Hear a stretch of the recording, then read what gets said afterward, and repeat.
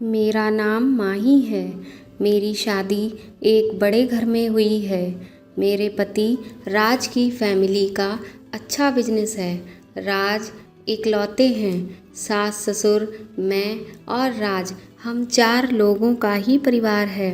राज और पापा जी सारा बिजनेस संभालते हैं, इसलिए काम से वापस आने का कोई समय नहीं होता है। राज अब एक नया काम शुरू करने वाले हैं नई जगह पर। वहाँ पर हमारा एक फार्म हाउस भी है, इसीलिए हम दोनों कुछ दिन वहीं जाकर रहेंगे। फार्म हाउस में समय बिताने के साथ राज अपना काम भी करते रहेंगे। सुबह जल्दी ही हम लोग फार्म हाउस में पहुंच गए। फार्म हाउस की देखरेख के लिए एक नौकर था। वो वहीं पास के एक रूम में रहता था।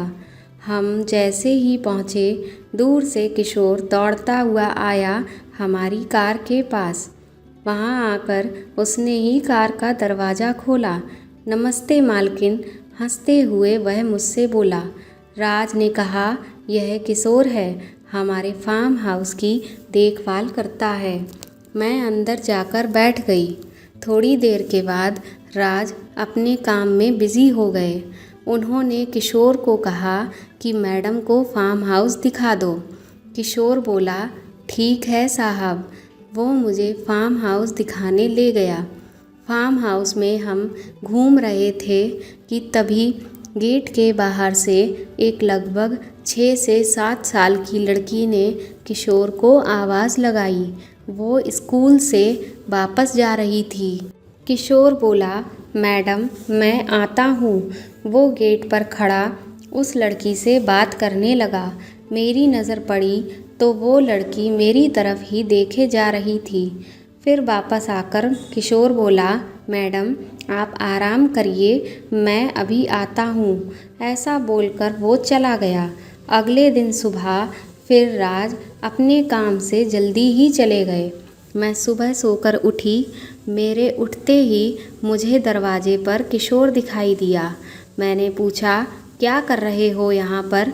तो वह बोला, मैडम मैं अभी अभी यहाँ पर चाय लेकर आया हूँ। मैंने बोला, ठीक है, यहाँ टेबल पर रख कर चले जाओ। मैं नहा धोकर किचन में गई। किशोर वहीं पर था, अपना कुछ काम कर रहा था। फिर वो मुझसे बातें करने लगा। मैं उस तरह की लड़की नहीं हूँ कि कोई एकदम से जब मुझसे बातें करे और मैं भी उससे करने लगूँ। इसीलिए मैंने उसकी बातों का कोई भी जवाब नहीं दिया। किशोर यहाँ का पुराना नौकर था, इसीलिए मैं उसकी बातें सुन भी रही थी। अगर ऐसा नहीं होता तो शायद मैं उसे डांट देती। अभी मुझे यहाँ आए 2 से 3 दिन हो गए थे। मैंने यह नोटिस किया कि वो मुझसे बात करने की लगातार कोशिश करता ही रहता था। एक दिन एक दोपहर में मैं अपने कमरे में अकेली बैठी थी। अचानक से किशोर मेरे कमरे में आता है और मुझसे बोलता है, मैडम मुझे कुछ पूछना है आपसे। मैंने बोला, बताओ क्या पूछना है? वह बोला, मैडम अगर आप बुरा ना माने तो। मैंने बोला, पूछो। वह बोला, मैडम मैं आपकी एक फ़ोटो ले सकता हूँ? मेरे मुंह से निकला, क्या? बाहर निकलो अभी तुम मेरे कमरे से। किशोर बोला, मैडम आप गलत समझ रही हैं, मेरी बात तो सुनिए। मुझे पता नहीं क्यों बहुत गुस्सा आ गया। मैंने बोला, बाहर निकलो मेरे कमरे से या अभी मैं तुम्हारे साहब को फ़ोन करूं। इतना बड़ा घर है और मेरे लिए तो अनजान ही था वह। ऊपर से वो इस तरह की मुझसे बातें कर रहा था। मुझे कुछ अजीब लगा। मैंने सोचा शाम को जब राज आएंगे तो सबसे पहले मैं इसकी ही छुट्टी करवाऊंगी। शाम को जब राज आए तो मैंने उनको सब बताया। राज मेरी बात मानने को तैयार ही नहीं हुए थे। बोले, यह तो कई सालों से है यहाँ पर और उसकी एक बच्ची भी है। तुम कुछ गलत समझ रही हो। उसकी बच्ची के बारे में मुझे पता नहीं था। मैंने बोला, कई सालों से यहाँ कोई लड़की भी तो नहीं आई थी। राज ने बोला, रुको, अच्छा अभी मैं उसे बुलाकर उससे बात करता हूँ। राज ने किशोर को आवाज़ लगाई। किशोर दौड़कर आया तो राज ने बोला, क्या हुआ किशोर, तुम्हारी मैडम मुझसे कुछ तुम्हारे लिए कंप्लेंट कर रही हैं। तो किशोर बोला, वो साहब मैंने सिर्फ फ़ोटो लेने को कहा था। राज ने पूछा, क्यों चाहिए आखिर तुम्हें फ़ोटो।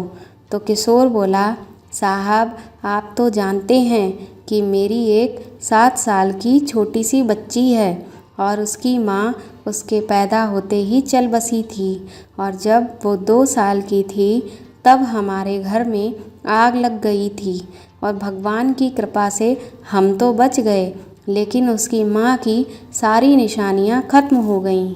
बिना माँ की बच्ची को संभालना बड़ा मुश्किल काम होता है साहब। मैडम, उस दिन जब मैं आपको फार्म हाउस दिखा रहा था तब स्कूल से घर जाते वक्त उसने हम दोनों को देख लिया। मेरा घर यहीं थोड़ी दूरी पर ही है। उसकी दादी ही उसे संभालती हैं। वह हमेशा मुझसे पूछती रहती थी कि पापा मेरी माँ कैसी दिखती थी, कैसे चलती थी और कैसी बातें किया करती थी। मैं उससे कहता था कि उसकी माँ बहुत सुंदर थी।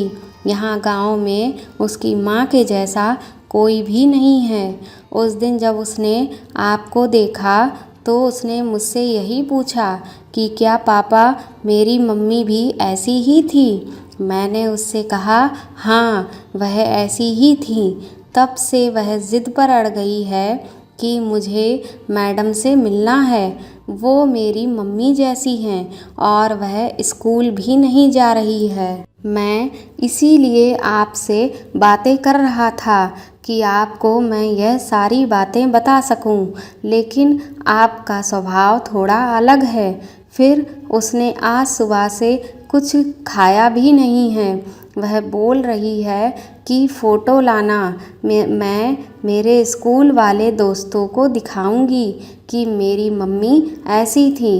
तो मैंने बोला कि मैं तुझे फ़ोटो लाकर दिखा दूंगा। वो बोली, पक्के से लाना पापा। इतना कहकर किशोर फूट फूट कर रोने लगा। रोते हुए ही वह बोला, वह बच्ची है मैडम, उसका नसीब ही ऐसा है।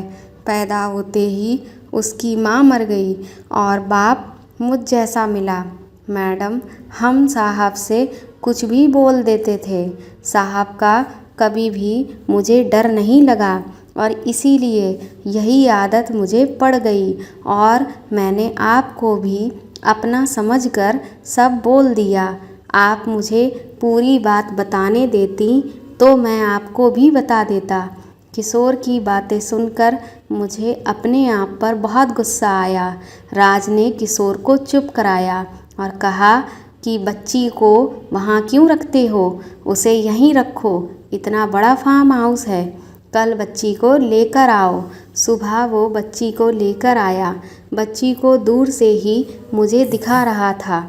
शायद अब वह झिझक रहा था तो मैं खुद ही बच्ची के पास गई। बोला, अरे हम यहाँ 4 दिन से हैं और आप अब आ रही हैं। मेरे ऐसा कहने पर बच्ची के चेहरे पर जो मुस्कान आई वो अनमोल थी। वो मुझसे लिपट गई।